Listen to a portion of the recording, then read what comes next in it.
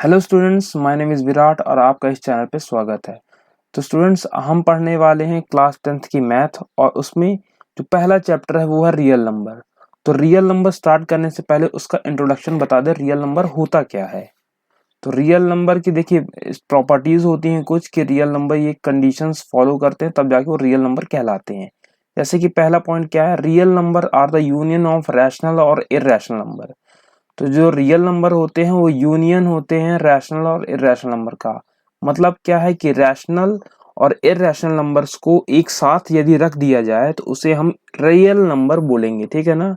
तो मान लीजिए रैशनल एक साइड पूरा ग्रुप है और इरैशनल नंबर का एक साइड ग्रुप है, तो दोनों को साथ में बोल दिया जाता है रियल नंबर, ठीक। और these numbers can be expressed in number line. तो रियल नंबर को हम लोग नंबर लाइन में एक्सप्रेस कर सकते हैं। These numbers can be both positive और निगेटिव, ठीक है ना। तो जो रियल नंबर होते हैं वो पॉजिटिव भी होते हैं, निगेटिव भी होते हैं, ठीक। अब चलिए आगे और बताते हैं कि आगे क्या टॉपिक्स हैं उसके बारे में।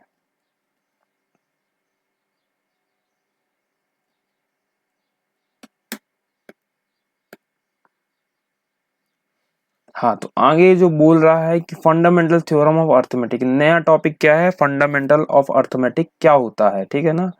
तो फंडामेंटल थ्योरम ऑफ अर्थमेटिक बोलता है कि every composite number can be written as the product of prime in one और ओनली वन वे, ठीक है। तो बोल रहा है जो कंपोजिट नंबर होते हैं उन्हें हम प्रोडक्ट ऑफ प्राइम नंबर्स में लिख सकते हैं। जैसे कि 66 का हम यदि प्राइम फैक्टर निकालेंगे तो जैसे 66 लिखा है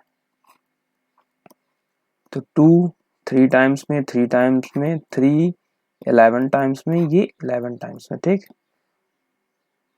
तो इसका क्या आ गया, 2 इंटू 3 इंटू 11, ठीक है ना। तो देखिए यहाँ पर पूरे प्राइम नंबर्स हैं, ठीक। और 420 का हम निकालते हैं 2 2 1 0 3 7 0 7 1 0 2 5 टाइम्स में और ये 5 1 टाइम्स में, ठीक है ना। तो इसे अरेंज करके लिखेंगे तो कैसे लिखेंगे, 2, अब यहाँ पर एक जगह नीचे भी 2 है तो इसको फिर 2 लिख लेते हैं, फिर 3 आया है, फिर 5 आया है, फिर 7 है, ठीक है ना। तो every composite number can be written as the product of prime. तो इसका मतलब क्या है, जो कंपोजिट नंबर होते हैं वो प्रोडक्ट ऑफ प्राइम नंबर की सीरीज में लिखे जा सकते हैं। यानी 2 3 11 एक प्राइम नंबर है तीनों, और ये भी पूरे प्राइम नंबर हैं। अब क्वेश्चन ये उठता है कि सर इस थ्योरम का यूजफुल क्या है, यानी कि किसके लिए ये थ्योरम बताई गई है, ठीक है ना। तो इसका यूजफुल ये है कि जो एचसीएफ और एलसीएम को हम लोग इससे निकाल सकते हैं आराम से, ठीक है ना। तो जैसे कि एलसीएम मैं इससे डायरेक्ट निकाल के दिखाता हूँ आपको। तो एलसीएम हम 66 और 420 के कैसे निकालेंगे, तो देखिए एलसीएम निकालने के लिए हमें पहले करना क्या है कि दोनों में जो सेम सेम है पहले उसे एक बार लिख लेना है, जैसे कि उसका पेयर बना देना है। तो 2 ये दोनों में है तो इसका एक पेयर बन जाएगा, तो 2 हम यहाँ लिख लेंगे। 3 3 इन दोनों में है तो 3 का एक पेयर बन जाएगा, ठीक। तो इंटू 3, अब देखिए इनमें किसी का भी पेयर नहीं बन रहा है, 2 नहीं है ऊपर वाले में, 5 नहीं है, 11, ठीक है ना। तो इन सबको अलग अलग लिख लेंगे, जैसे कि यहाँ पर 2 बच रहा है, फिर 5 बच रहा है, फिर 7 बच रहा है, फिर 11 हो रहा है, ठीक। तो इसका एलसीएम जो होगा 2 3 6 6 2 12 12 5 60 60 इंटू 7 हो जाएगा 420 420 इंटू 11 4620 आएगा आंसर, यानी एलसीएम इसका ये आया, ठीक है ना। अब एचसीएफ निकाल के दिखाते हैं इसी से। तो एचसीएफ कैसे निकलेगा, देखिए एचसीएफ निकालने के लिए हमें क्या करना है, जो सेम सेम है उसे बस एक बार लिख लेना है। जैसे कि 2 इन दोनों में है तो ये दोनों का पेयर बन जाएगा, और 3 जो है इन दोनों का पेयर बन जाएगा, यानी 2 इंटू 3। तो एचसीएफ क्या आ गया, 6 आ गया, ठीक है। तो समझ गए आप लोग एलसीएम और एचसीएफ कैसे निकल सकता है, कंपोजिट नंबर यदि हैं तो उससे हम आराम से एलसीएम और एचसीएफ निकाल सकते हैं, ठीक है। तो चलिए अब अगला टॉपिक देखते हैं क्या है। तो अगला टॉपिक है relation between LCM and HCF. इन दोनों के बीच में संबंध क्या है, ठीक है ना। तो first number into second number is equal to LCM into HCF, ये एक फॉर्मूला है जिससे हम लोग रिलेशन स्टैब्लिश कर सकते हैं दोनों में, ठीक है। तो इस फॉर्मूले का यूज हम लोग तब करेंगे जब देखिए चारों में से जैसे first number, second number, LCM, HCF, ये 4 टर्म्स हैं, ठीक है ना, उनमें से कोई भी 3 टर्म दिए हों हम फोर्थ अपने से निकाल लेंगे।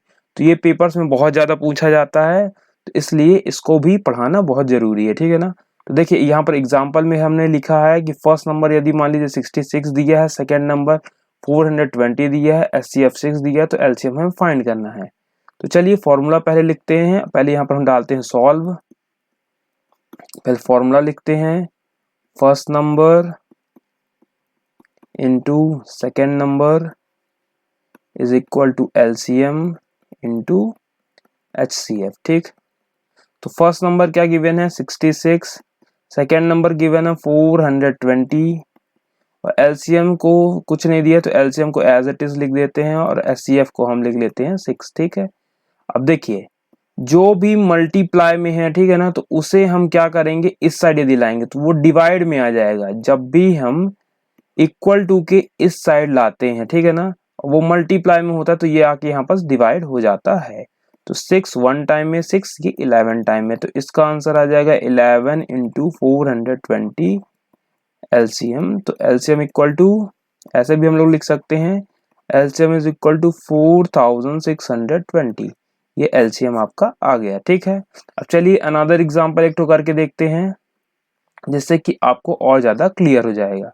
तो मान लीजिए अनदर एग्जांपल हम लोग लेते हैं सेकेंड नंबर की। फर्स्ट नंबर जो दिया हुआ है, फर्स्ट नंबर दिया हुआ है 48, सेकेंड नंबर दिया हुआ है 36 और एलसीएम दिया हुआ है 9 और एचसीएफ हमें फाइंड करना है, ठीक। तो चलिए सॉल्यूशन डालते हैं, सॉल्व डालते हैं और क्लियर करते हैं इसको, ठीक। तो फर्स्ट नंबर, तो इसमें पहले फॉर्मूला लिखते हैं, first number into second number is equal to LCM into HCF, ठीक।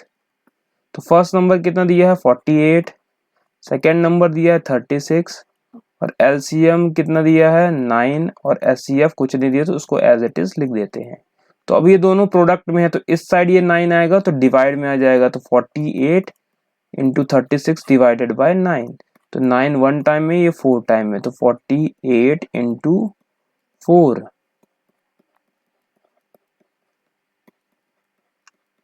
तो 4 8 जा 32, तो 2 यहाँ 3 कैरी 16 और ये 19, तो 192 एचसीएफ हमारा फाइंड हुआ है।